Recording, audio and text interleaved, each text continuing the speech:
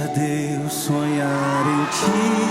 Nós vamos ter uma pregação, né, com o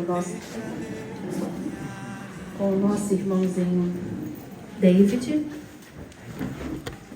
É com grande alegria que nós recebemos esse irmão que disse sim para poder estar conosco aqui do Fanoel, né? E prontamente, quando a Gisele fez esse convite, ele não conhecia a Gisele, né?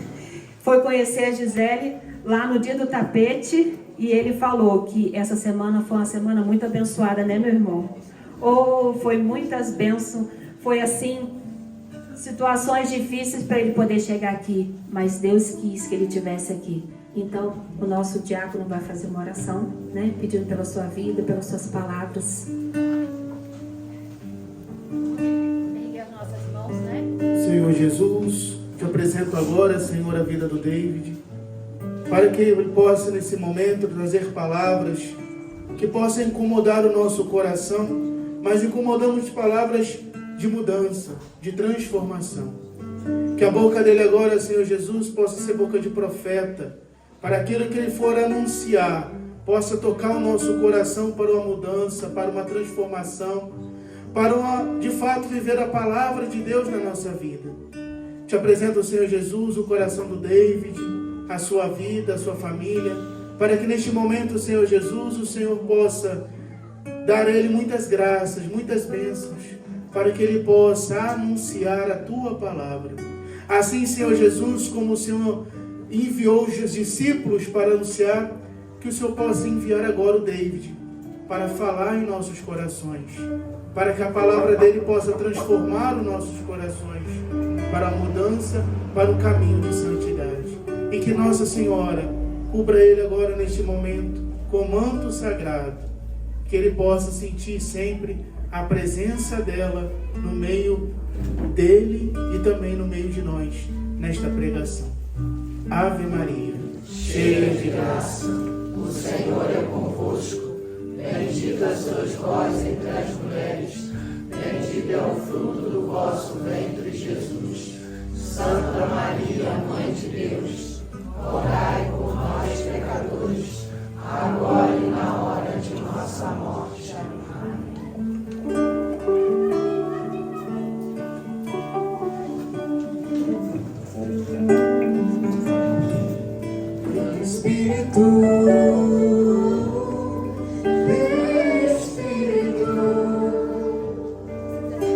Sozinho eu não posso mais, sozinho eu não posso mais, sozinho eu não posso mais viver. Feche seus olhos, coloca a mão no seu coração e repete esse refrão.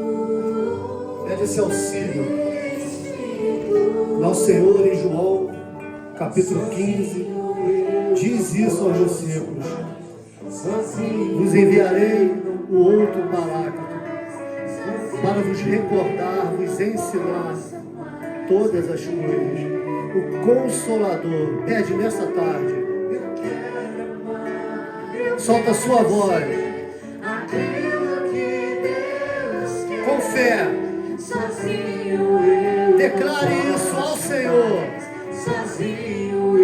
Que sozinho você não é capaz. Sozinho eu não posso mais viver.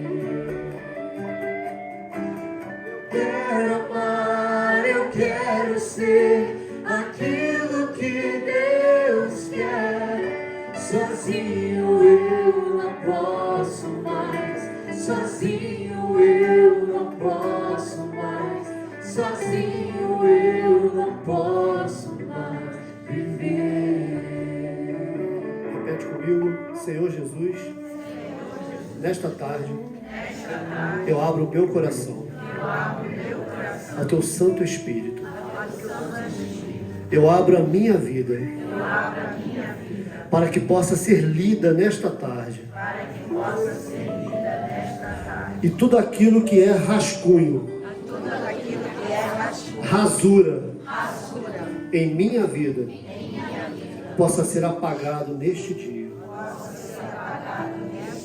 Que fique uma mancha mas que eu tenha a chance de reescrever a minha história a partir da tua graça.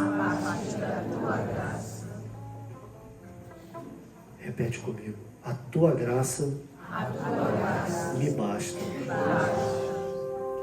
Mais uma vez, a tua graça me basta. Não tá bom isso, não tá bom. Fica de pé. Não é isso. Fica de pé, abre os seus braços. Porque a gente está dizendo nesta tarde que a graça do Senhor nos basta. E como declarar que a graça do Senhor nos basta se o nosso coração ainda tem dúvida? Tem dúvida se até o dia de hoje nós fomos conduzidos e trazidos e erguidos pela graça do Senhor. Paulo apóstolo, um certo dia, diz ao Senhor que havia um espinho em sua carne, como o anjo de Satanás que vinha ao esbofetear. Mas ele percebia que era na fraqueza. Quando ele reconhecia as suas fraquezas, quando ele reconhecia os momentos em que ele se era mais frágil, que a graça do Senhor bastava para ele. E aí Jesus, basta-te a minha graça. Basta-te a minha graça. Todos nós viemos aqui para descansar nas chagas do Senhor. Todos nós viemos aqui para viver uma experiência de cura e de libertação. Mas a cura, ela começa por aceitar.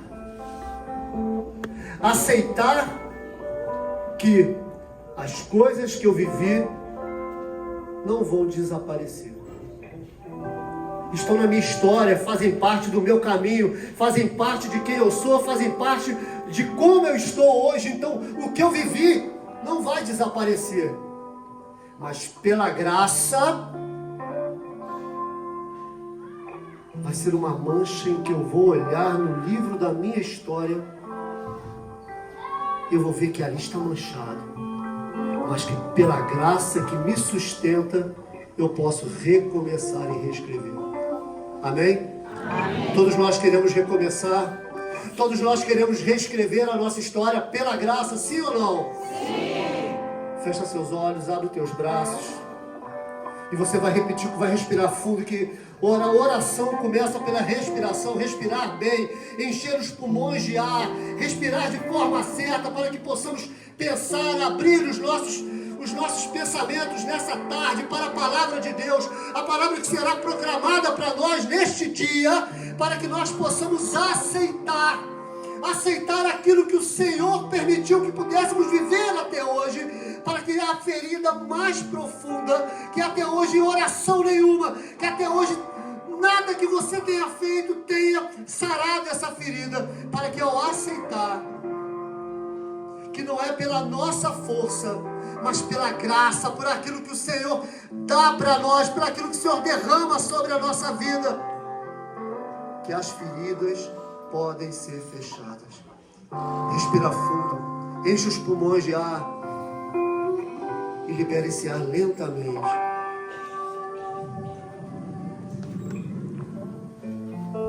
Mais uma vez.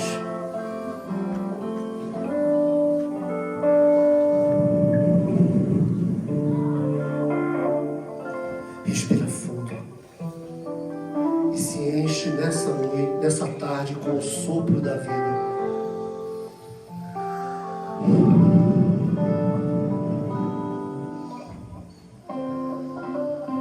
E repete comigo. Senhor Jesus, a tua graça me basta. Amém? Olha para a pessoa do teu lado e diz assim: a graça do Senhor precisa bastar na sua vida. Olha para a pessoa que está lá do outro lado e diz assim, aponta o dedo para ela assim: a graça do Senhor. Está muito ruim isso aí, vocês não comeram bem no almoço não. Está todo mundo com sono, ficou igual lagartixa no sol, sentado, balançando a cabeça, né? Aponta o dedo lá para a pessoa: a graça do Senhor tem que bastar na tua vida. Dá uma salva de palmas para Jesus nessa tarde. Podemos sentar. Bom, irmãos, nós vamos falar sobre algo. Assim, quando a irmã falou, né, que a gente... não, primeiro eu tenho que me apresentar, né? Ninguém me conhece aqui, não tem problema. Eu sou David, né? Chamo David, sou membro fundador do Fanoel, Santa Terezinha, temos 27 anos de fundação, né? Lá no início, né, da minha caminhada, lá atrás, quando o Senhor me deu a graça, né? Não por mérito, mas por chamado Ele quis, Ele me fez assim. Lá no início eu ainda tinha cabelo e franjinha. Tudo muito bom, né? Naquela época. Você não lembra de cabelo, né, Luciano? Mas assim, temos 27 anos de fundação, eu tenho 29 anos de conversão, me converti numa terça-feira de carnaval, em 97, bem jovem ainda, sem conhecer muitas coisas, sem entender muitas coisas, né?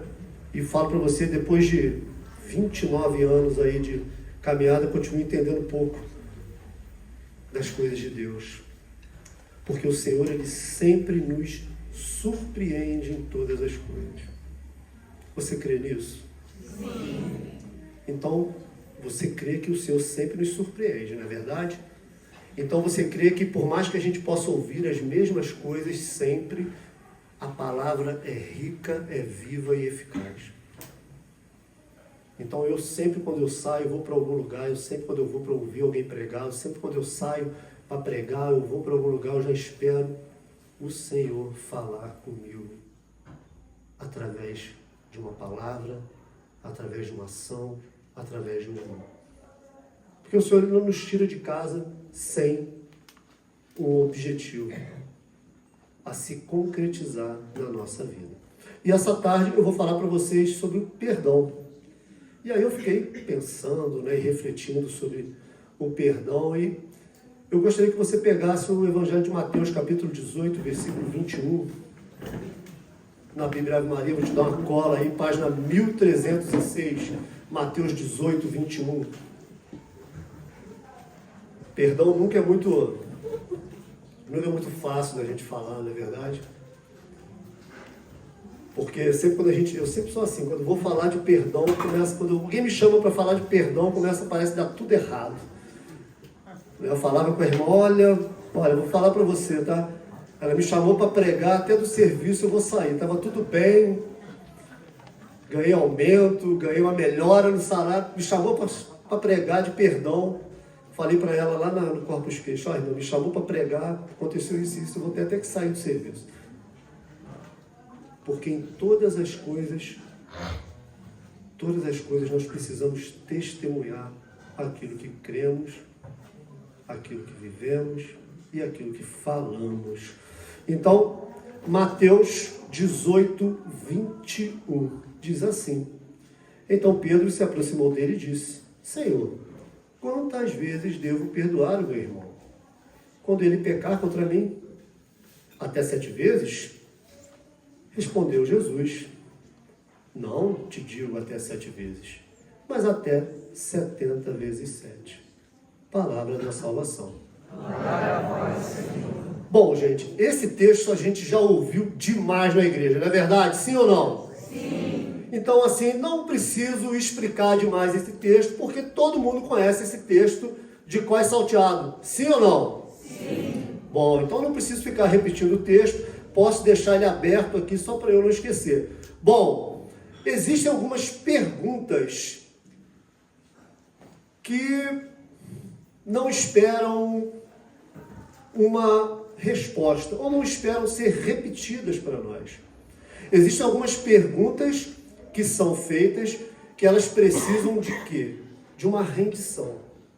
Que a gente se renda, ao invés de perguntar de novo, de querer uma resposta. Existem coisas que não precisam de uma resposta, mas sim de uma atitude. A rendição aqui é a atitude. Então, o perdão podemos entender aqui inicialmente que é uma atitude. Certo? Bom, então aqui existe uma pergunta aqui. Até quantas vezes perdoar? Não é isso que Pedro faz a Jesus quando ele se aproxima? Sim ou não? Sim. Quantas vezes devemos perdoar? Depois ele faz mais uma. Até 7 vezes? E aí, Jesus responde a ele. A gente vai desenvolver isso para a gente rezar com a visão que eu tive para esse encontro. Eu até partilhei com a Gisele. Eu dei até um spoiler lá no vídeo. Para a gente poder rezar o significado desse perdão nessa tarde, para nós. E eu digo para nós porque eu me incluo no meio disso tudo. No meio de toda essa experiência do perdão. O perdão aqui, ele não é uma questão moral ou ética aqui. Porque às vezes a gente entende perdão e a gente tenta trazer a questão do perdão para a vida da gente e para a caminhada cristã da gente como uma questão moral, né? Uma questão ética, é o certo a se fazer. E é o certo, sim, mas a resposta nossa não pode ser dessa forma, ou com esse entendimento apenas. É um confronto direto, o perdão, com o coração humano. Então, o perdão, ele ultrapassa para nós hoje aqui, falando hoje aqui, eu não estou trazendo para você uma discussão teológica, nada disso. Eu estou trazendo para você uma prática aqui. Ele vai ultrapassar para nós aqui hoje essa questão da moral e da ética. É um confronto. É um confronto do nosso coração, do coração humano. Por isso, perdoar parece tão difícil. Ou é tão difícil. Ou se torna difícil. Bom, no momento que Pedro se pronuncia e que ele faz essa pergunta diante de Jesus, existe uma coisa mais profunda ali com Pedro, quando ele faz essa pergunta ali. E a gente pode observar dessa forma para essa tarde aqui, para a gente. Um desejo secreto de colocar limite na misericórdia de Deus. Não é algo escancarado, não é algo declarado, mas é algo que se limita, é algo que se condiciona a uma quantidade, se condiciona a algo que é temporal, se condiciona aquele momento. Quanto devemos perdoar? 7 vezes? Não é isso que ele responde. Ele já pergunta e já responde.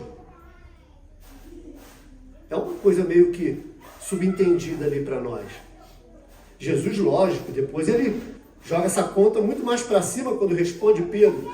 Mas existe ali um desejo secreto de colocar misericórdia. Passou 7 vezes, acabou. Não merece ser perdoado. Bom, um desejo secreto de organizar um perdão. Um desejo secreto de administrar as perdas que são aceitáveis. Entende? Quando acontece essa visão do perdão, quando o perdão ele entra dentro dessa discussão de quantidade, de ética, de moral, a gente começa a se tornar um administrador da misericórdia, um administrador da graça. Até aqui tá bom, até aqui dá para mim ir, até aqui eu posso fazer. E aí a gente vai carregando os rancores, vai carregando as dores dentro da gente e vai acumulando. E aí, cara, eu trago muito isso. Eu vou falar em mais momentos aqui, para minha experiência de filho, né? Como filho, mas falo hoje da minha experiência de marido, de esposo, de pai, né? Com a minha esposa. Entende? Por mais que tenha o entendimento da palavra, por mais que eu conhecesse, por mais que eu pregasse, chegou um tempo dentro de casa que eram tantas coisas em que a gente ia meio que administrando aquilo de forma em que, isso é aceitável, isso tá tudo bem, isso, foi ruim, feriu, mas isso é aceitável, porque chegou um ponto que a gente estava muito mais distante, enquanto casal, vivendo a vida de igreja, vivendo os trabalhos pastorais, caminhando na igreja, rezando o texto, estudando a Bíblia, indo na missa, servindo ali, servindo aqui, fazendo ali, fazendo aqui. A gente estava muito mais distante do que próximo. Por quê? Porque dentro dessa visão em que essa pergunta de Pedro traz para Jesus ali, de quantas vezes perdoar, em que estava meio que subentendido ali uma administração da quantidade do perdão, do tempo do perdão, administrar aquilo que era perda aceitável, se passasse daquele limite, daquele teto que se tinha possibilidade de aceitar. Olha, eu perdoo, mas nem tudo eu aceito. Então não perdoa. Então não é perdão. Ah, mas eu tenho que aceitar tudo. Mas o perdão também não é aceitar tudo. Compreende isso? O perdão é você ir ao encontro do outro. E que aquilo passe por você e não te cause mais dor. Bom, Pedro faz essa questão ali.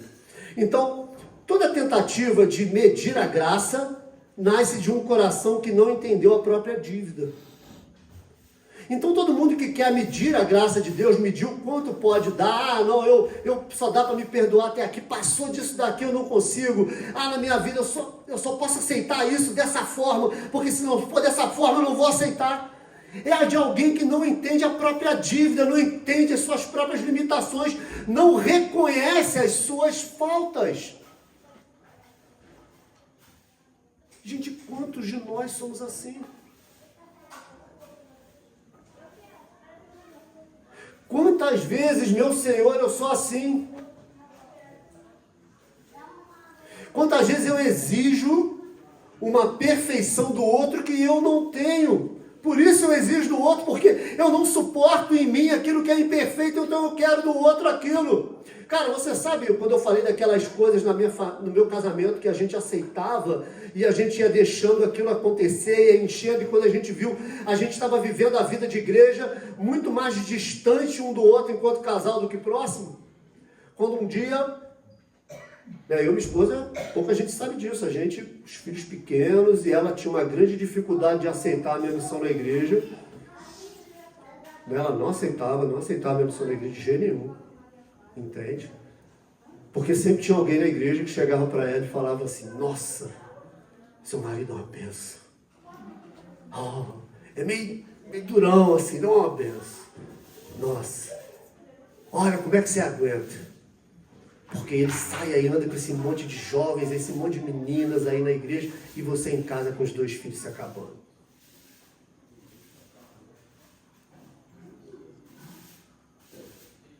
As pessoas falam isso hoje. E ela ia guardando aquilo.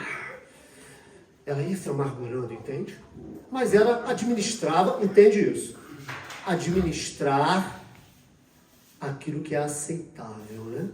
Administrar perdas aceitáveis, né? Eu estou perdendo um tempo de qualidade com ele, mas isso é aceitável, né? Porque ele está ali, mas dentro dela, aquilo estava machucando ela, ferindo ela, afastando. Chegou um dia em que eu cheguei em casa, fui pregar no encontro, falei para você, foi bom. Fui pregar no retiro, um retiro grande que eu fui pregar, foi uma benção. Cheguei em casa às 10h30 da noite, era longe.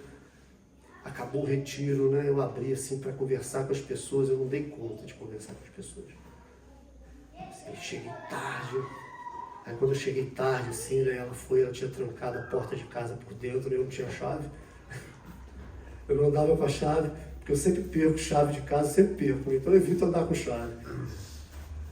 Aí ela trancou, eu fiquei batendo na porta, e quando ela abriu a porta, ela despejou, né? Cheio da graça, cheio daquilo que eu vivi. Aí ela despejou, aí a gente discutiu. Aí eu fui embora de casa. Olha só, que drama. Fui embora. Para onde que eu fui embora? Para casa da minha mãe. Para onde que eu ia? Aí fui para casa da minha mãe, cheguei na casa da minha mãe, deitei lá, dormi. Aí minha mãe já sabia que deu ruim, né? Deitei, dormi. Aí no outro dia, assim, minha mãe só falou, não falei nada, né? Ela só falando e perguntando, eu não falava nada. E aí eu tinha meus filhos pequenos, né? Meu garoto tinha 10 meses, minha filha tinha 3 anos. E aí minha filha me agarrada comigo, né? Aí eu não atendia telefone, ela me ligando, não atendia telefone, turrão. Né? Aí ela pegou o telefone de outra pessoa, ligou para mim. Aí eu atendi, aí botou minha filha falar comigo. Aí minha filha falou: papai, você não vai voltar para casa, não? Tô rindo. Olha só. Olha só. Fazendo o serviço do Senhor. Olha a dificuldade. Romanos, por amor de ti somos entregues à morte o tempo Repete, por amor de ti, somos entregues à morte o tempo todo. Voltei para casa, mas a gente estava separado. Fiquei um tempão dormindo no sofá, separado. Fazendo as coisas dentro de casa, ajudando, né, fazendo tudo. Chegava, saía do serviço, direto para casa. Aí eu dei uma afastada dos trabalhos pastorais. Aí veio a tragédia. Aí foi uma coisa muito interessante, porque antes da tragédia eu fiquei 3 meses de separação da minha esposa lá, acordando de madrugada para rezar, o Jesus falando comigo assim. Eu acordava assim, aquela coisa no coração, aquela palavra dentro da minha cabeça. Vigiar e orar, vigiar e orar. Aí eu, maluco, não tinha noção das coisas. Vigiar e orar, vigiar e orar, vigiar e orar. Pô, tô brigado com ela, eu tenho que tomar cuidado para mim não me perder aí, sabe, não arrumar outra pessoa. Fiquei neurótico com aquilo. E todo dia vigiar e orar, vigiar e orar, vigiar e orar. Eu andava na rua de cabeça baixa. Às vezes o pessoal passava por mim, fala dele, Diogo. Beleza, beleza. Parava com ninguém. Ninguém sabia daquilo. Só o padre. No dia da tragédia, eu dormindo, chovendo pra caramba, vem ela. David, 3 horas da manhã, eu acordei. Ó, tá chovendo, a gente não tinha um telhado, né, na laje, aí tinha um beiralzinho, entupiu o cano, chovendo demais, a água começou a encher a laje, vazou por cima da pedra, né, do beiralzinho, aí começou a molhar a parede, a água minava na parede dentro de casa, assim. Aí ela falou, tá entupindo lá, você tem que ir lá desentupir. Aí, os trabalhos manuais, né? Aí vai eu, botei e aquela coisa, vigiar e orar. Aí fui, levantei, botei uma bota, botei um casaco lá, falei, vou lá na laje, cara, só pra... No que eu acabei de vestir a roupa, caiu a barreira, a primeira barreira. Caiu a primeira barreira, aquele monte de gente gritando, você não viu um palmo na frente, parecia torneira aberta. E aí Jesus falou comigo assim, eu te mandei vigiar. E aí a gente saiu da casa da gente, a gente ficou fora, o Senhor me mostrou, é uma história longa, mas eu vou falar de perdão. O Senhor me mostrou onde a gente tinha que sair, era uma vizinha que ela trabalhava à noite, ela nunca estava em casa, eu moro mais baixo que a rua tapou, então eu falei, pô, tem que fugir pelos fundos. A casa dela, um portão alto, vivia fechado, muro alto no final da casa, eu sei que o muro dela tinha uma grade, eu falei, pô, mas ela trabalha, como é que eu vou entrar aí, meus filhos pequenos, mais baixo que a rua, água na canela. Eu falei, como é que eu vou sair? Aí, fiquei rezando. O Senhor me mostrou que eu tinha que chamar ela. Eu fui e gritei, fulana! Ela abriu a porta. Eu estava rezando, pedindo a Jesus alguém para me ajudar. Aquele dia ela passou mal e não foi trabalhar. Aí ela abriu o portão, a gente entrou, eu derrubei a grade e a gente saiu pulando telhado e laje das pessoas e muro até chegar num ponto da rua para poder fugir daquele lugar. Moro na mesma casa, graças a Deus. A casa não foi demolida, a barreira só foi até a porta de casa, encheu só de lama e depois não demoliram, mas nós ficamos separados 1 mês morando fora da casa da gente, com os 2 filhos, na casa de amigos, e ali a gente conversou, né? E ela chorava, e a gente retornou. E passado um tempo depois, desse 2011, um tempinho depois, a gente já na casa da gente, uma madrugada, ela me chama, que a esposa tem disso, né? Os maridos aí podem confirmar. A esposa às vezes quer conversar, chama o cara 3 horas da manhã, né? Que o cara dorme. Ô, eu queria conversar com você. Aí minha esposa até hoje faz isso. 2, 3 horas da manhã me acorda. Ah, porque a gente tem que conversar. É bem com sono, né? Mas a gente conversa. E aí ela me cutucou, me chamou. E aí ela começou a falar que ela tinha muita inveja de mim. Olha só. E ela nunca falava isso. Que ela se sentia menosprezada perto de mim. Por quê? Porque, uma besteira, né? Todo mundo me conhecia e ninguém sabia quem ela era. E aquilo afastou a gente enquanto casal. Algo que a gente administrou mal, algo que era uma perda aceitável, entende? Na administração da vida da gente. Mesmo que eu continuasse ali, mas ela tinha que ter falado, a gente tinha que ter conversado o que estava bom, o que estava ruim. Ah, mas tá bom, e a gente conversar, chegar num ponto. Então, quando isso não acontece, a vida, ela começa a se encher de rancor, começa a se encher de ranço, sabe? De dores. São feridas que vão sendo abertas ali e que se torna mais difícil, em determinado momento, de se aceitar as coisas. É onde há os rompimentos, onde há as grandes separações, as grandes discussões, onde as famílias, elas se racham ali. Quando não há verdade, Cristo ali não está.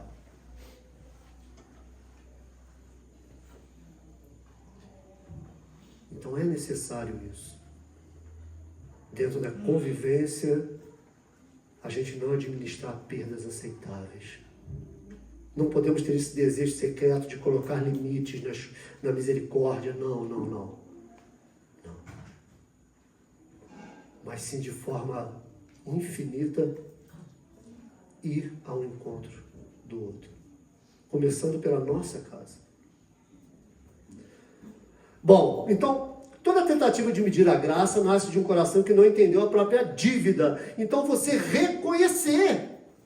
Olhar para você primeiro, sabe? Olhar para a sua trajetória, para a sua vida, olhar para aquilo que você fala, para como você age, olhar em como você se comporta com o outro e ver na sua caminhada, na sua história, aquilo que você não está de acordo com o Evangelho, com a palavra. E a gente às vezes não faz esse caminho. Às vezes a gente entra com tantas verdades, a gente entra com tantas... Sabe, com o nosso, a gente se coloca num altar de adoração, sabe, em que nós somos o Deus de nós mesmos e nós não reconhecemos as nossas limitações, as nossas fraquezas, não reconhecemos os nossos pecados. E o pecado, ele nos afasta, ele nos isola. O meu pecado, ele não fere somente a mim. Ele fere os meus, aqueles que convivem comigo. O pecado, ele não mata só você, mas quem convive com você. Bom, então o perdão não é um tema confortável para quem escolhe esconder feridas sobre o véu da religiosidade. E nós escondemos muitas vezes as feridas. Uma vez, eu tenho algumas coisas assim, que são algumas coisas minhas. Uma vez uma pessoa num retiro com a gente, né? A pessoa estava lá, pessoa muito piedosa, sabe assim? Uma moça muito piedosa. Ela veio me cumprimentar, eu segurei na mão dela, não sei porque, eu segurei na mão dela, ela através de apertar minha mão, cumprimentar. Segurei na mão dela, olhei nos olhos dela. Aí eu senti que quando eu olhei nos olhos dela, ela olhou para o lado. Falou, tá tudo bem. Ela, poder, tá tudo bem, tá uma benção. O retiro foi uma benção. Tá tudo bem mesmo. Ela, tá tudo bem, David. Aí ela foi tentar tirar a mão, eu puxei a mão dela, olhei para ela, os olhos dela, ela não olhava para mim. Tá tudo bem mesmo. Aí ela, tá, David, tudo bem. Aí ela foi tentar sair, eu segurei. Se tá tudo bem mesmo, tudo bem. Mas se você precisar conversar, pode falar comigo. E aí ela começou a chorar. Eu falei, eu sabia, senta aqui. E não estava tudo bem. Externamente, tudo perfeito. Sob o véu da religiosidade, tudo dominado. Mas o coração, ele já tinha se perdido e ido para muito longe. Por isso que o perdão, ele precisa ser para nós uma confissão de fé. Compreende? Sabe, o coração que se dobra, sabe? Um coração que se transforma em altar, um coração que ele não é um tribunal, sabe? Um coração que ele não guarda só para ele, não guarda em si, sabe? Datas, um coração que não vai guardar em si nomes, um coração que não vai guardar em si ofensas e coisas mal resolvidas, não. Porque nós somos, às vezes, esse coração que guarda nomes, datas, coisas mal resolvidas, ofensas, guardamos tudo. Às vezes dizemos que perdoamos, eu perdoo meu irmão, tá tudo bem. Mas se você perguntar, você vai dar data com rancor, você vai dar ofensa com rancor, você vai falar tudo o que aconteceu com rancor e com uma amargura muito grande. Então você ainda não conseguiu ultrapassar isso dentro de você. Então o nosso coração ele tem que ser um altar de adoração, um altar de encontro com o Senhor, onde acontece um sacrifício. E o sacrifício é morrer para si mesmo e viver para Deus. Tua graça me basta. Por que perdoar? Porque Jesus nos perdoou no alto da cruz. João 22, 32. Pai, perdoa-os, pois não sabem o que fazem. Acho que é isso. E se somos cristãos, é o mesmo caminho. Eu e minha esposa, naquela noite, quando ela falou aquilo para mim, eu vou te falar que eu fiquei surpreso. Eu achei que ela reclamava de mim porque eu cozinhava mal. Mentira, eu cozinho muito. Eu achei que ela estava meio chateada comigo porque eu saía muito para ir para a igreja, mas não era só aquilo. Não era porque eu ia na igreja, mas porque ela se sentia menor que eu. Mas como num casamento o marido ou a esposa, um se sentir menor que o outro, se quando recebemos a bênção sacramental, nos tornamos uma só carne? Compreende isso? Não é maligno isso? E aquilo muito me surpreendeu quando ela disse. Eu chorei com ela ali, te rezou lá uma Ave Maria, né? Eu não falei que perdoava ela, porque eu não tinha nem o que perdoar ela, porque a gente brigava muito por causa da igreja. Quando ela brigava comigo por causa da igreja. Eu não tinha nem que perdoar ela por nada. Eu só dei um abraço, um beijo nela e eu falei, te amo. E você sabe que eu te amo. Nunca esqueça isso. Entende? Então, talvez, nessas coisas que a nossa alma guarda, o nosso coração guarda, né? Datas, temas, ofensas, coisas mal resolvidas, talvez nós pensemos que o assunto, o perdão, ele não diz respeito ou que nós nunca erramos o bastante para pedir perdão. Essa é uma ilusão que não sobrevive à luz do Evangelho. Por quê? Todos nós viemos de famílias com rachaduras. Todo mundo aqui. Todo mundo aqui. Alguém tem uma família que é 100% perfeita aqui? Sim ou não? Não. Todo mundo concorda comigo com isso? Sim? Não estou falando besteira aqui não, estou? Não. Então todos nós temos rachaduras na nossa vida familiar. Sim ou não? Sim. Todos nós temos histórias lá mal resolvidas, lá no nosso caminho, lá na nossa infância. Eu tive um caminho de reconciliação comigo mesmo, com Deus e com meu pai, assim que começou quando eu descobri um Deus que me amava acima de todas as coisas. Então, todos nós temos rachaduras. Então, carregamos uma história, sabe? Carregamos histórias com marcas, carregamos histórias com uma trajetória de sofrimento, de perdas. Carregamos uma história em que, muitas vezes, mais perdemos do que ganhamos. Muitas vezes, mais sofremos do que sorrimos. Carregamos histórias, muitas vezes, em que nós procuramos o tempo todo esquecer. Cara, e aí que vem para mim, dentro da compreensão disso, e vai ter uma filha do Fanoel que vai falar um pouco sobre isso aqui no final, para depois a gente rezar com a direção que eu tive aqui para o dia. Eu entendi que na minha história, todas as coisas que eu vivi, a falta que eu tive, a fome que eu passei, os sacrifícios que eu vivi. Meu pai era um cara muito doido. Você não conheceu lá o Sérgio lá. Não tinha juízo. Gente boa com todo mundo. Dentro de casa, difícil. A gente passou muita falta de muita coisa. enquanto na rua eles esbanjavam muito. Com jogo, com bebida. Quantas vezes meu pai pisava dentro da casa da gente, quebrando as coisas? Quantas vezes? Quantas? Então, eu tenho isso na minha história, eu trago isso na minha história. Mas aí que está, cara, dentro do perdão.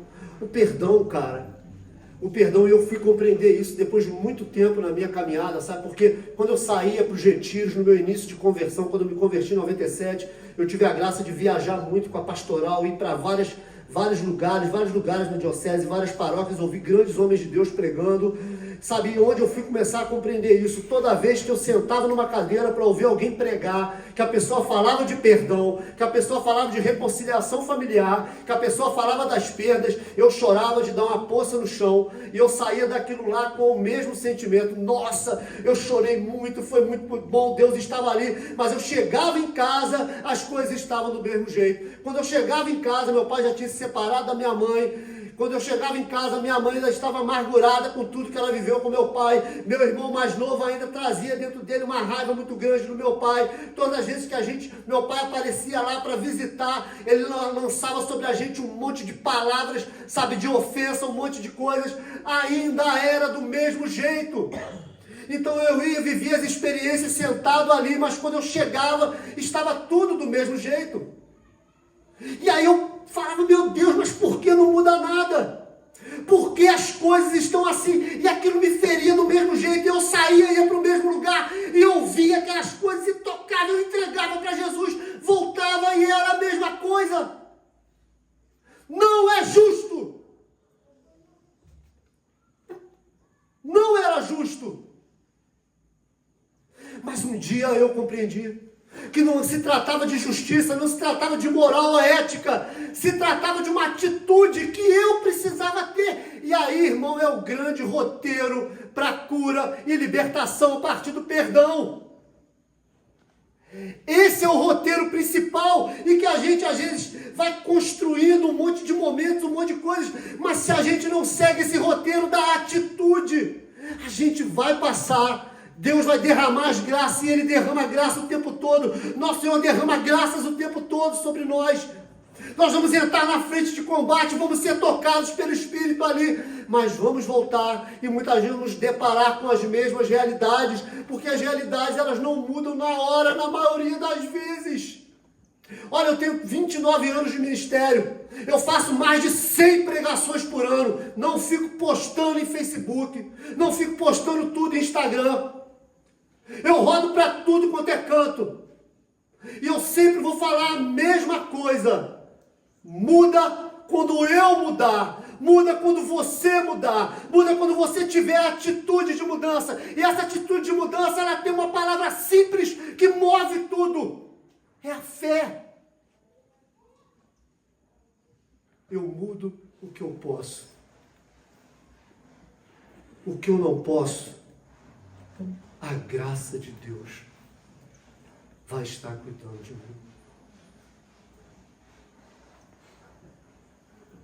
E um dia eu no encontro chorando muito. Cara, mal. Aí teve um pregador, de vez em quando eu converso com esse cara.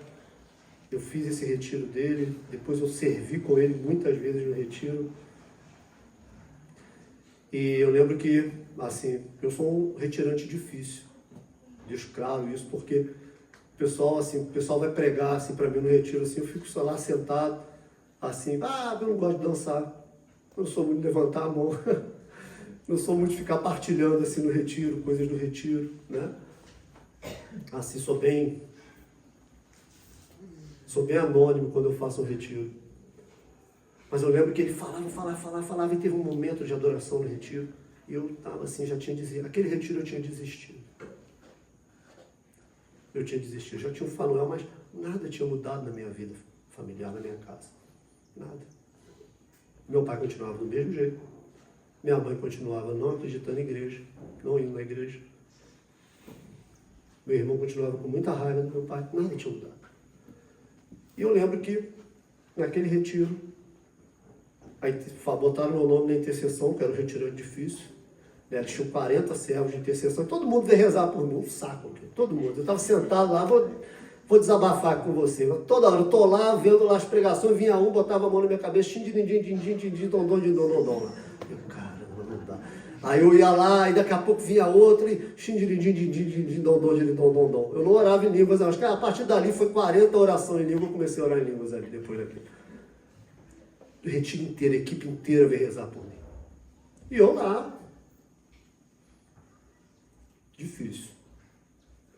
E aí, irmão, teve um momento que já estava acabando o retiro, uma menina levantou lá, e o pai dela estava fazendo o retiro.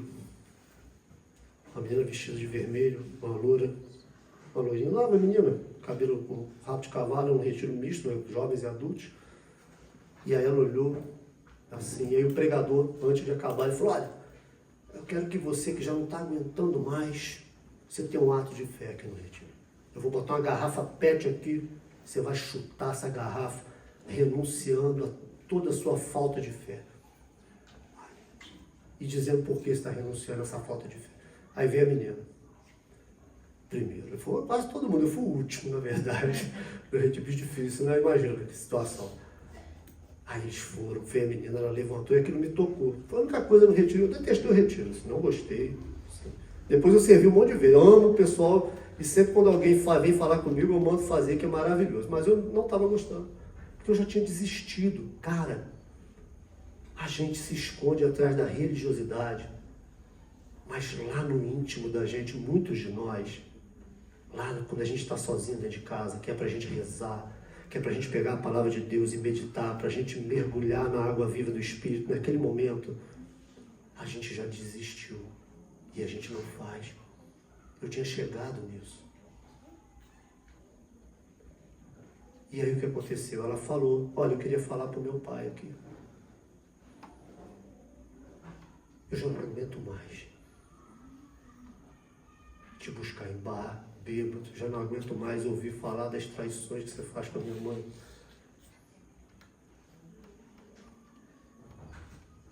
Eu já não suporto mais isso. Eu só estou aqui porque eu te amo.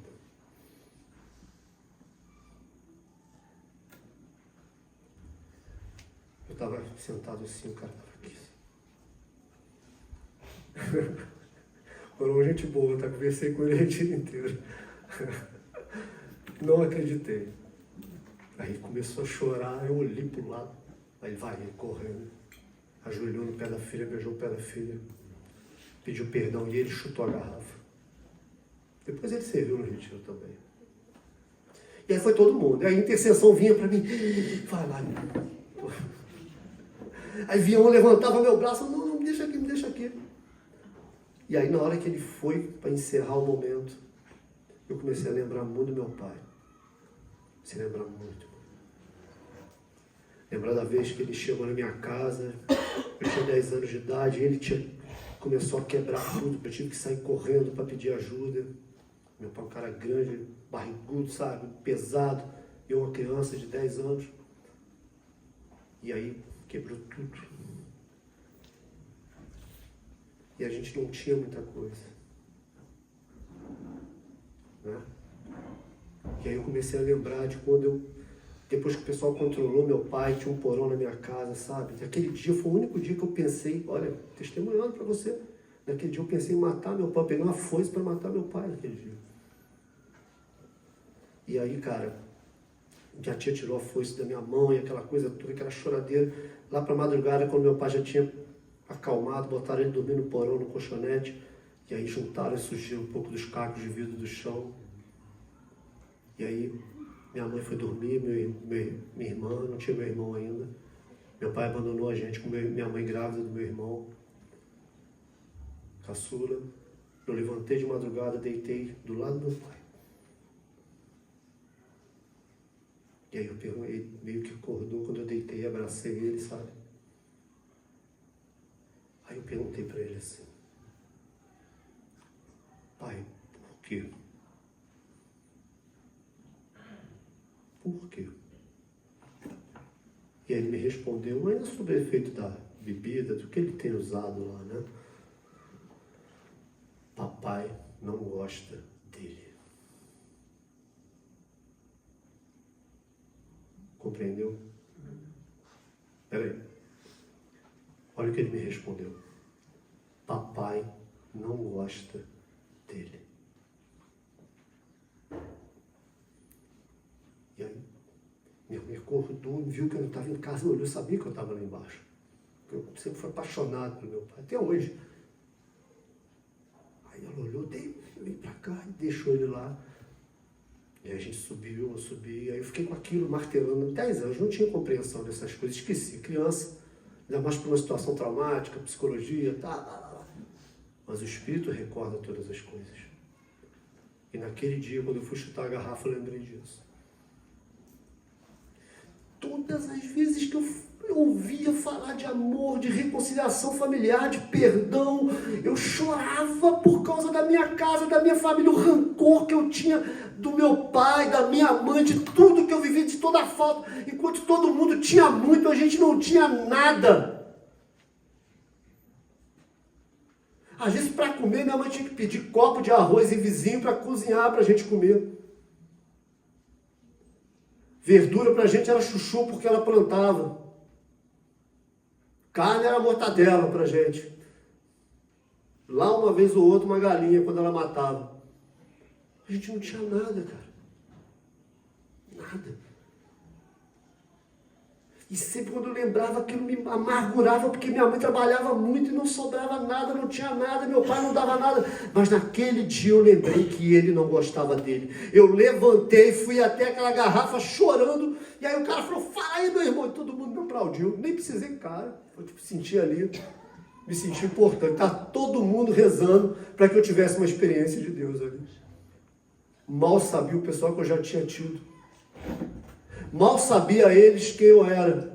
Mal sabia eles o que eu já fazia, o que eu já trabalhava na igreja. Mas ainda faltava alguma coisa em mim que não tinha sido resolvida. Porque eu escondia sob o manto de uma religiosidade. Faltava algo ainda, eu não tinha ido ao íntimo. Eu não tinha vasculhado meu interior. Eu não tinha caminhado dentro dos meus sentimentos. Eu não tinha perdoado verdadeiramente. E sempre vinha amargura e ia me afastando de Jesus, ia me afastando da Eucaristia, ia me afastando da oração, porque toda vez que eu rezava eu lembrava do que eu tinha passado, aí eu desistia de rezar, porque doía muito, eu não aceitava.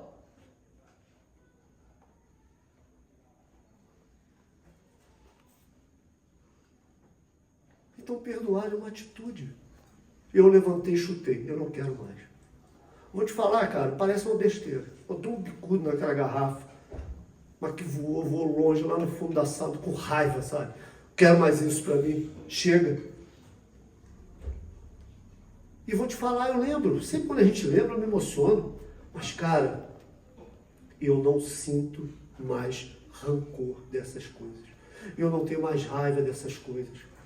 Eu vivi um caminho depois, é uma história longa, e eu tenho que fechar a ideia do perdão aqui, mas, sabe, eu vivi um caminho de reconciliação com meu pai, que foi fantástico a partir disso, em que ele chegou para mim me pedindo perdão. E que levou, cara, eu me converti com 21, tive essa experiência com 23, só fui ouvir ele me pedir perdão com 27. Eu vejo meu pai no máximo uma vez por ano.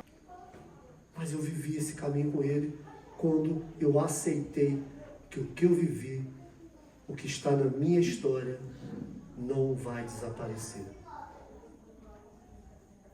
Pode ser uma mancha pela graça, onde eu vou reescrever o meu caminho, mas a mancha vai estar ali. Então, eu perdoo quando eu recebo o que está na minha história, sem dor. Já foi. Está nas mãos de Deus. É a graça dele que me basta. E eu pude ter a graça de usar a minha história, o que eu vivi na minha história, na minha trajetória, quando o Senhor me chamou ao Fanoel, a fundar o Fanoel, a colocar tudo o que eu vivi nos 8 retiros que a gente faz. Toda a minha história foi desmembrada em 8 retiros. em 8 retiros com meditações voltadas para o que eu experimentei na minha vida antes de Jesus e depois de Jesus. Então tudo é graça. Quando a gente não se esconde mais. Quando a gente vai ao íntimo e deixa o Espírito sondar, transformar o nosso interior. Por quê? O perdão não é uma dor espiritual, mas sim uma necessidade vital. Então o perdão é uma necessidade para que tenhamos vida. Então onde falta perdão, a alma adoece. A pessoa que não perdoa, que vai guardando, ela vai adoecendo. Eu estava doente até aquele retiro, porque eu não conseguia perdoar, eu já estava a ponto de largar. A irmã que foi comigo fazer o retiro, uma amiga, minha madrinha de casamento, ela era a única que sabia que a partir dali, quando eu saísse do retiro, eu ia abandonar a igreja, eu não ia mais, porque eu já não aguentava mais. E quantas pessoas passam por isso? Quantos são as pessoas que abandonam o caminho, abandonam a igreja, abandonam a vida em Deus, porque já não suportam mais, porque não encontram essa resposta. E aí falar, eu vou sair dali porque aquele coordenador é ruim, eu vou sair dali porque aquele padre ali, eu não gostei muito dele. É mentira tudo isso. É porque você ainda não conseguiu se descobrir em Deus verdadeiramente e encontrar as respostas que estão em você, porque a graça já te foi dada. A graça já te tirou da cama para você estar aqui. E às vezes a gente quer algo muito... como eu queria, cara. Eu atendo pessoas com cura e libertação, com mais cura interior, atendimento de escutoterapia. Tem gente que chega para mim um caco. Aí eu vontade de me pegar, falar, cara, eu queria pegar a tua dor e colocar para mim. Eu acho que eu ia saber cuidar, mas você tem que sentir isso daí, cara. Não tem como, sabe? Seu sofrimento, ele está aí, não tem como. Eu peguei uma menina para atender. Menina linda, cara. Me levaram, ligaram para mim. Os pais estavam no retiro do Clero, uns 2 anos atrás, 3 anos atrás. E aí algumas situações ali em Santa Terezinha, tem algumas situações que o Padre Ives me pede para atender. Ele me liga, ele me manda para mim, manda a Aline ligar para mim. Né? E aí a Aline, sabendo disso, apareceu uma menina lá, 3 dias sem sair de casa, né? Uma amiga foi falar com ela, precisa de um padre para começar, a menina 3 dias sem tomar banho, depressão profunda, querendo se matar, cheio de coisa. Aí a Aline ligou para mim, na hora do meu almoço, David, o padre, você pode atender a pessoa ali. Ou tem que ser hoje. Eu falei, Aline, apertar assim, os padres estão no retiro do Clero, troço. Eu, Aline, não tem compromisso, Aline, eu falei que eu ia sair com a Leandra, levar a Leandra lá, levar a Leandra lá na rua, Aline, é aniversário de casamento, é hoje, é meio de semana. Aí eu, mas David, aniversário de casamento, aí vem aquilo lá, né? Pô, Deus, a pessoa está precisando. Aline, fala que eu vou. Eu mandei mensagem para Leandro. Leandro, vou poder não, que eu tenho que atender uma pessoa. Ela vai, oh, beleza, a gente vai amanhã. Hein? Ah, tá, beleza, beleza. E aí eu fui atender a menina. A menina chegou, olhei para a menina assim, aí deram um banho na menina e levaram a menina para a igreja, né? Fui atender a menina. Aí a menina sentou na minha frente. E aí começou a falar e começou a chorar. Chorar. E eu só ouvindo assim, o choro dela, assim, e ela esperando que eu falasse alguma coisa. Eu não vou rezar primeiro, não vou fazer nada. Chora. Pode falar. Ela começou a me contar as situações dela, né, tudo. E eu fiquei ouvindo aquilo. Eu fiquei tentando ver, nossa, onde que está o problema aí? Qual é o problema? E ela falando. E eu pedindo muito ao Espírito para me dar sabedoria, para falar para ela. Onde é o problema? E aí foi, ela falou bastante. E aí eu falei assim, olha, eu vou só rezar. Eu lembro que eu assim, pus as mãos sobre ela e comecei a orar por ela. E ela chorava, me chorou muito mesmo. E eu rezei, né, pedi ao Senhor o Espírito Santo. Aí sentei, dei umas direções. E a menina já saiu sorrindo, né? Aí eu falei, olha, meu número está aqui, vamos te atender toda semana. Se no meio disso daí você tiver uma queda, me liga, que a gente tenta conversar. E aí ela foi, na outra semana atendi, na outra atendi. Aí ela começou a ficar bem, voltou a trabalhar, estava faltando serviço.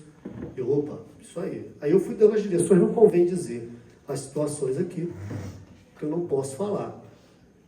Mas aí a menina começou, aí de repente ela estava bem. De repente ela mandou uma mensagem para mim, fora do dia do atendimento, um áudio chorando, desesperada, que estava mal. E aí eu saí do serviço, saí cedo do serviço. Aí fui atender a pessoa. Chegou lá, ela começou a me contar, eu descobri o gancho, o gatilho. Aí eu direcionei, rezei, né? E a gente rezou, direcionei. Ela tinha os sonhos da vida dela, que era casar, fazer faculdade e ter filho. 3 sonhos. E ela já tinha quase 30 anos e não conseguia. Eu falei, poxa, eu tenho 50 anos e ainda estou realizando sonhos. Ah, não, na época eu não tinha, hoje eu tenho. E aí, cara, ela foi, saiu dali, fez uma experiência comigo de retiro, a gente levou ela para o retiro. Ela saiu o caminho lá da forma dela, lá onde ela está. Ela voltou a fazer faculdade. Ela casou e foi mãe no início do ano. 3 anos depois. Ainda está fazendo a faculdade, mas 3 anos depois. Sabe como que ela saiu daquela situação? Quando ela disse realmente o que frustrava ela. O que frustrava ela não era o fim do relacionamento. O relacionamento só era o gatilho. O que frustrava ela era estar perto de 30 anos e não ter construído nada na vida dela de concreto. Quando ela entendeu que ainda dava tempo, a vida dela se tornou uma outra vida. E o caminho dela foi reconstruído. Porque às vezes a gente vai na direção errada. E tudo aponta a gente em outra direção. Beleza? Então, o centro do perdão é: perdoar quando não dói é fácil. Perdoar quando a ferida sangra é ser cristão. Efésios 4:32. Perdoai-vos uns aos outros, como Deus vos perdoa em Cristo. Se você esperar a dor passar para perdoar, vai morrer guardando veneno na alma. Se você esperar a dor passar para você perdoar aquele que te ofende, para você restaurar isso que foi quebrado, você vai guardar veneno na sua alma até a sua morte. Então, perdoar não é negar a dor, mas é aceitar que doeu, aceitar que aconteceu, aceitar que a ferida está ali, não há o que você possa fazer, aconteceu, e entregar nas mãos do Senhor, e deixar que a graça te baste. E a graça tem que nos bastar, porque foi por amor a nós que Cristo morreu, foi para tomar sobre si os nossos pecados, foi para sarar as nossas feridas que Ele foi erguido na cruz, foi para tudo isso que Ele sofreu como vítima expiatória dos nossos pecados, para unir, ligar o homem a Deus. E se isso não bastar para nós, meu Deus, o que estamos fazendo aqui? Então é saber que aconteceu, passou. E pegar a tua história e transformar em graça. Eu peguei a minha vida, a minha história, o que eu passei, pode não ser para muita gente grandes coisas. E eu, graças a Deus, não me importo com isso. Que eu nunca vou focar no meu testemunho na droga, no álcool, na bebida. Não. Eu sempre vou focar, não nas esbórnias e nada disso. Eu vou sempre focar no que o Senhor fez e nos encontros que eu tive nesses pequenos fragmentos. Porque ali jaz a grandeza da minha vida. Eu queria chamar o irmão de Fanuel para falar aqui rapidamente, 10 minutos, 15 minutos. 15, Mariana? 15. Lembrando, eu não falei esse texto. Jesus do alto da cruz diz assim: Pai, perdoa-lhes, pois não sabem o que fazem. Boa tarde, gente santa. Como o David falou, eu me chamo Mariana. Sou vocacionada, do Carisma Fanuel já há 8 anos. Ele me pediu para partilhar agora em 10 minutos um pouquinho sobre a minha história. Eu não sou muito de ficar na frente das câmeras, mas vou tentar partilhar com vocês um pouquinho daquilo que Deus fez em mim, né? Mas antes dele fazer muitas coisas na minha vida, alguns caminhos ele me permitiu passar. E essa permissão dele hoje eu sou muito grata, né, por tudo que ele vem realizando na minha vida e tudo aquilo que ele ainda quer que eu faça por ele, através de uma dor e de um sofrimento que eu passei lá atrás. Como eu falei, já estou no Fanuel há 8 anos, casada há 4 meses, para honra e glória do Senhor. Sou a filha mais velha de 4 irmãos. E eu passei por uma infância muito difícil, muito barco, muita coisa. Vivia muita gente dentro de casa, muitos homens, era uma loucura. E aí nesse primeiro momento, eu devia ter mais ou menos uns 6 anos, eu passei por um abuso. Até então eu era muito novinha, eu não tinha a percepção do que era um abuso. Mas eu lembro de acordar de madrugada e ter um homem dormindo e ele tocando nos meus seios. E aí eu ameacei gritar. Só que quando eu ameacei gritar, ele falou assim, não, ele não vai te ouvir, né? Seu pai não vai te ouvir, não vai te entender. Depois eu acordava de madrugada, era altas risadas e tudo mais. E eu sabia, né, que algo diferente estava. E eu escutava as pessoas falando, nossa, né, lá tá o maluco lá lutando com o demônio. Bem, ele acha que ele luta com o demônio, né? Mas tá ele lá. E aí com isso, esse homem falou pra mim assim, não adianta você falar, porque ninguém vai te ouvir. E ninguém vai acreditar em você porque você é muito pequena. E aquilo passou, né, como algo que na minha cabeça era inofensivo. Mas passou. E aí nessa infância eu sempre fui muito sozinha, né? Meus pais mudavam muito de lugar. E aí, com o tempo a gente acabou se distanciando um pouco dos nossos irmãos. Éramos em 4, dividia, ficava 2 com minha avó, e assim, ficava 2 com os meus pais, e assim a gente foi passando por um tempo. Teve uma festa lá, e eu só pensei assim, nossa, eu quero muito ir pra essa festa, eu quero encontrar um menino. E nessa festa, acaba indo que eu fui, e acabei encontrando uma pessoa, e aí nele comecei a namorar. Coloquei nele toda a confiança de que ele poderia ser uma pessoa boa na minha vida. E aí com isso o tempo foi passando. Eu um relacionamento até então bom, né? 11 anos, não sabia nem o que era namorar, mas eu botei minha confiança toda nele. Com o tempo, eu fui amadurecendo, né? Depois desse namoro, né? Eu acabei com 15 anos, eu fui morar com ele. Aparentemente ele era uma pessoa boa. Mas quando eu fui morar com ele aí que eu fui ver como ele era ruim. Ele era um homem ciumento, possessivo, agressivo. E a minha vida novamente virou um inferno. E é onde foi a minha primeira briga com Deus, né? Eu olhei pra Deus, há 15 anos, não tinha muita... Eu sempre fui católica, mas aquele católico do IBGE, né? Só ia na igreja esporadicamente. Então não era uma católica mesmo, não tinha tanta intimidade. Mas eu sabia que Deus era pai. E se ele era pai, por que ele me odiava tanto assim? E por que ele permitiu que agora eu tivesse um namorado, né? Um marido, que eu morava com ele? Por que ele me permitiu isso tudo? Aí foi a minha primeira briga ali, eu fui carregando muita mágoa, muita raiva de Deus. Passei um tempo sem ir na igreja. As pessoas vinham falar comigo de Deus e eu não queria nem saber quem ele era. Porque eu não acreditava que ele existia. E aí com isso o tempo foi passando e muita dor no meu coração. Muita dor. E quando passou um tempo, eu nunca contei a ninguém tudo que o meu ex fazia comigo, né? Hoje a gente não mora mais com ele. Eu nunca contei porque eu tinha medo que ele também me ameaçava acabar com a minha vida, a vida da minha família. Então eu nunca contei a ninguém.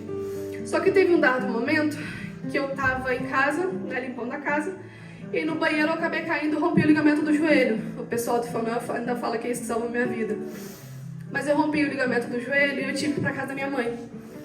Quando eu tive que ir pra casa da minha mãe, teve um dia que ele chegou, ele era ajudante de sacoleiro. Ele chegou e aí ele queria jogar futebol, né? Minha mãe cuidava de mim durante a semana e ele teria a obrigação, né, de me ajudar durante os finais de semana e tudo mais. E ele queria jogar futebol e a minha mãe pegou e falou que teria que ficar comigo e tudo mais. Aí quando ela saiu, ele me empurrou, só que ela voltou pra falar com a gente. Aí ela viu ele me empurrando, eu tava toda enfaixada, de baixo em cima da perna, e ela não entendeu por que ele tinha feito aquilo. E aí foi onde eu tive coragem. Eu falei, Deus não me ama. Eu não tenho nada a perder. Tudo na vida já não faz sentido. Então eu preciso tentar me livrar disso. Foi quando eu contei na minha mãe, na minha família, né, tudo que estava acontecendo. E aí, né, com isso eu me separei deles. Me deram coragem e me pediram para mim não ter medo, que eles iriam cuidar de mim. Só que isso demorou, foi um relacionamento de 9 anos. Foram 9 anos de sofrimento. Foram 9 anos onde eu não tinha graça de viver. Eu passei por depressão, passei por ansiedade. Tentei tirar minha vida 3 vezes, porque não fazia sentido viver daquele jeito. E aí eu me recordo de uma vez que eu fui tentar tirar a minha vida, e aí eu não tinha o hábito de rezar, mas às vezes eu botava o terço no peito, né, no sutiã. E aí teve um dia que eu fui tentar tirar a minha vida, quando eu fui botar a mão assim na blusa, eu senti o terço. E ali eu tenho certeza que foi Nossa Senhora que não deixou que eu tirasse minha vida. E nesse relacionamento abusivo de 9 anos foi onde eu consegui ter muito mais medo, muito mais dor, achar que a vida não fazia sentido, né? Eu passei por ansiedade, então eu me alimentava de forma errada, eu fui já 119 quilos. Eu tinha depressão, ansiedade, pânico. Teve uma época que eu não conseguia nem falar com as pessoas próximas dentro de casa. E tudo isso carretou-se nesse tempo todo de sofrimento. E aí quando eu me separei, foi como se fosse um passarinho fora da gaiola, sabe? Eu fui pro mundo. Porque eu lembro, né? Eu creio que todos conhecem a parábola do filho pródigo. E aí quando, naquele momento eu me separei, eu falei, Deus, eu vou pro mundo, eu vou curtir a minha vida que eu não curti. E aí eu fui pro mundo e eu só não usei drogas. Mas do resto que vocês imaginarem eu fiz. Foi 1 ano e 7 meses da minha vida. 1 ano e 7 meses de farra. Foi uma loucura. E nesse tempo, eu tinha alguns amigos, né? Colegas da igreja e tudo mais. E tinha uma amiga minha, né? O nome dela Thaís. Ela me chamava para um retiro, né? E eu falava assim, não quero retiro. Deus tá lá, eu não quero viver essa loucura, não. Eu tô aqui, tô bem. E eu tinha uma missão de levar ela pro carnaval comigo. Carnaval da rua. Eu falava, vamos pro carnaval e tudo mais. E ela falou, não, Mariana, vamos pro carnaval do Fanoel. Ela falava de um tal de um careca, um maluco que tinha lá, entendeu? Ficava falando de Deus, de Deus, de Deus. E aí, eu não aguentava mais ela falando daquele careca e tal. E aí foi quando ela pegou e falou assim, então vamos no luau comigo. O luau tinha lá em Trajano. Ela falou, você vai no luau. Você tem a missão de me convencer pro carnaval da rua e eu te convencer pra você ir no retiro do Fanoel. E tal, foi. E aí quando a gente chegou lá, teve um momento de oração. Aí naquele momento de oração eu senti de verdade Deus falando comigo. E aí eu olhei pra ela e falei assim, tá, Thaís, faz inscrição naquele retiro e eu vou, né, naquele retiro. E quando, eu fui, aí fiz o retiro de carnaval, fiz o retiro, do Fanoel. E ali aconteceu algo extraordinário na minha vida. Ali eu encontrei o amor de Deus. Ali, por misericórdia divina, eu consegui perdoar de verdade. Eu consegui encontrar aquilo que eu nunca tive em ninguém. Que era um amor que constrói, que era um amor que restaura, que era um amor que eu não tenho palavras para descrever para vocês tudo aquilo que eu vivi naquele retiro. E ali foi realmente o início da minha conversão, do meu amor para com Deus. E foi ali que eu comecei a ver como a vida, em certas situações, ela realmente não faz sentido. Não faz. Porque se eu hoje consigo partilhar desse pequeno, resumidamente, sobre a minha história para vocês, é porque Deus, em sua infinita bondade e misericórdia, me permitiu com que eu perdoasse, com que eu me curasse, para que assim eu pudesse seguir a minha vida. E se tem uma coisa que eu aprendi com isso tudo, que Deus ele vem fazendo no meu coração nesse tempo, é que perdoar não é esquecer, é lembrar sem doer. Não adianta você achar que você vai perdoar uma pessoa e acha que às vezes você vai conviver com ela, nem tanto. Mas com a graça de Deus, eu consegui rezar, pedir muito a Nossa Senhora para me ajudar nessa missão, porque sozinha não iria conseguir. Porque depois que eu saí do retiro de carnaval, a gente sai aleluiado, Então eu queria enfiar Jesus goela abaixo de todo mundo, que Deus era maravilhoso, que as pessoas tinham que perdoar e que tudo era lindo. Só que quem teve a experiência foi eu, Então as pessoas ainda não tinham essa intimidade com Deus, aquela pequena intimidade que eu comecei a ter. Depois que eu experimentei esse amor de Deus e depois de tudo que Deus fez na minha vida, Deus, ele em sua infinita bondade, ele permite com que a gente passe por certas situações. Dói muito, muito. Mas tem certas situações da nossa vida, que assim como o David partilhava da vida dele, a gente pode ser cura na vida de outras pessoas. E Deus, ele precisa, tem hora da gente, de que a dor passe pela nossa vida, para com que a gente possa, né, alcançar outras vidas. Hoje eu falo muito isso com os meus amigos de comunidade, de que aquilo tudo que eu passei, né, aquele sofrimento todo que eu passei, hoje no amor de Deus, né, a gente está aqui nesse encontro, né, das Santas Chagas, na dor de Jesus, eu consigo colocar, consegui depositar a minha dor na dor de Jesus e hoje sentir paz ao meu coração. Então, neste dia, né, eu queria trazer para vocês esse breve testemunho da minha vida, daquilo que Deus realizou na minha vida, para com que vocês realmente, né, pudessem entender como o amor de Deus é bom. Eu, nesse tempo que eu vim para Friburgo, eu passei pelo Covid, né, tive 50% dos meus 2 pulmões comprometidos. Ali eu sabia que realmente, né, Deus, ele ia me levar, né. Aí nesse momento foi quando eu, em Bom Jardim, quando a gente está no hospital, não sei se alguém já ficou no hospital Bom Jardim, tem uma cruzinha assim, no meio do mato lá. E aí eu olhava para aquela cruz, e olhando para aquela cruz eu agradecia muito a Jesus. Eu escutava aquela música do Frei Gilson, que vocês devem conhecer, Deixa Deus Sonhar em Ti. E ali eu sabia que Ele não ia me tirar a vida, porque muitas vezes eu tive a oportunidade de eu tirar a minha vida, mas ali Ele não ia permitir que a minha vida fosse. E naquele momento do Covid, eu lembro muito de uma frase que Deus falava ao meu coração: filha, ainda não é tempo. Não é agora. Não é agora que Ele ia me levar para Ele. Eu ainda tinha muita coisa para viver. Eu só precisava deixar que Deus sonhasse em mim. Então, meus irmãos, nessa tarde, né, nesse dia lindo que o Senhor preparou para nós, eu queria convidar vocês de todo o coração a se permitir deixar com que Deus sonhasse no coração de vocês. Eu não conheço a vida de cada um de vocês, eu não conheço a sua história, mas a única coisa que eu tenho certeza é que a vida da gente, para ela andar para frente, a gente precisa se amar, se curar e se perdoar. E perdoar muitas das vezes certas situações que acontecem na vida, para que a nossa vida caminhe. Então, nesse momento, eu queria convidar vocês a ficarem de pé. Vocês fechassem os seus olhos, colocassem a mão nos seus corações. E que vocês nessa tarde se permitissem de verdade deixar que o amor do Senhor os conduza. Que o amor do Senhor, né, pedir para vocês fecharem os seus olhos e realmente se permitirem a viver o amor de Deus. Deus é grandioso.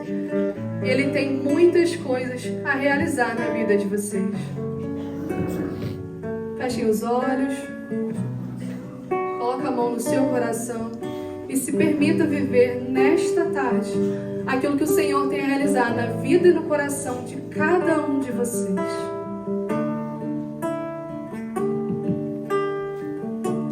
Com os olhos fechados ainda. Existe um sonho de amor do Senhor a se realizar na vida de cada um de nós. Como eu disse ali, perdoar é uma necessidade da alma. Se deixarmos para amanhã, para ter essa atitude de fé, de ir ao encontro, podemos morrer cheios de veneno em nosso coração. E não queremos isso. Queremos sim entrar na glória que é sonhada por Deus para nós, que foi dada pelo Senhor para nós, sem dívida nenhuma a ser paga. Ou melhor, sem o bolso do nosso coração cheio de cobranças a se fazer.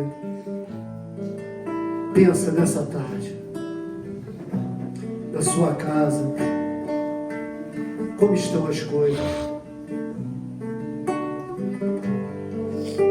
Como estão as coisas com o esposo, esposa? Como estão as coisas, pai com filho, filho com pai? Estão administrando perdas aceitáveis? Ou ainda dá tempo de recomeçar? Eu tenho uma coisa para minha vida que eu digo muito isso. Eu não posso aceitar perder um filho para o mundo. Eu não posso aceitar perder o meu casamento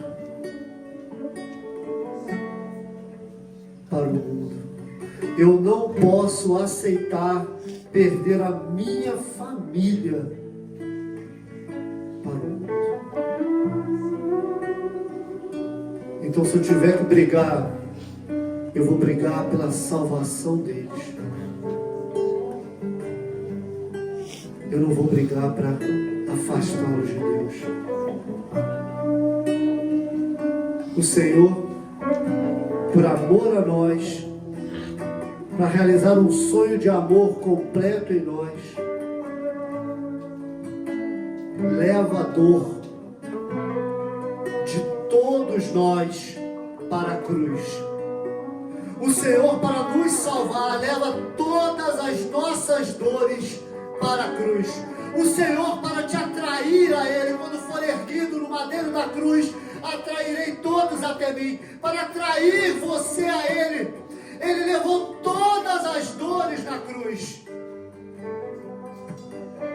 Ele não deu as dores que eram para a cruz para o irmão.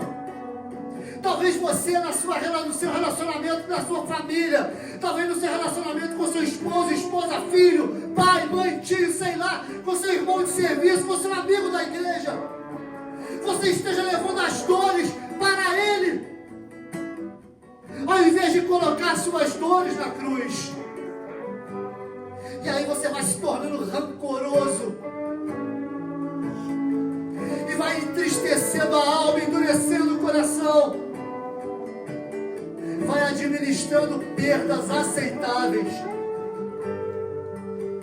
Não foi para perder que Jesus morreu na cruz por você e por mim. Foi para te alcançar, para me alcançar. E nós estamos na festa de Jesus das Santas Chagas, onde olhamos para as chagas de Jesus e reconhecemos a sua dor por amor a nós. Fecha os olhos, ouve a música, e quando você ouvir a música, eu vou fazer uma oração e vou te convidar a uma atitude de fé, mas é para fechar os olhos. Entra para dentro de você, caminha pela tua história, como a Roberta fez a oração hoje cedo, de cura das raízes da árvore genealógica. Ela entrou ali. Olha para a tua história, porque é a nova árvore da vida quer enxertar você como galho que foi cortado pela dor, como galho que foi cortado da videira pelo pecado, pelo rancor, pela falta de perdão. Ele quer enxertar esse galho. Deixa ele sonhar em ti. Deixa Deus sonhar em ti. Deixa Deus sonhar em ti. Não tenhas medo. É Deus quem te segura. Deixa Deus sonhar em ti.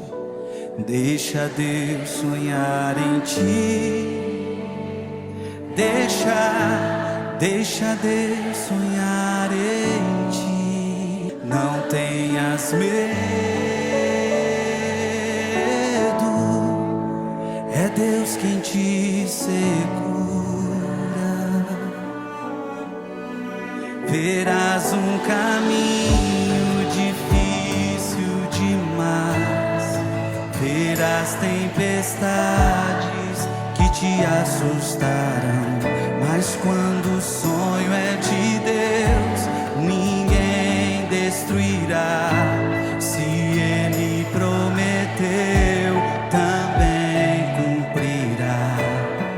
Tenha paciência e saiba esperar, o melhor de Deus virá.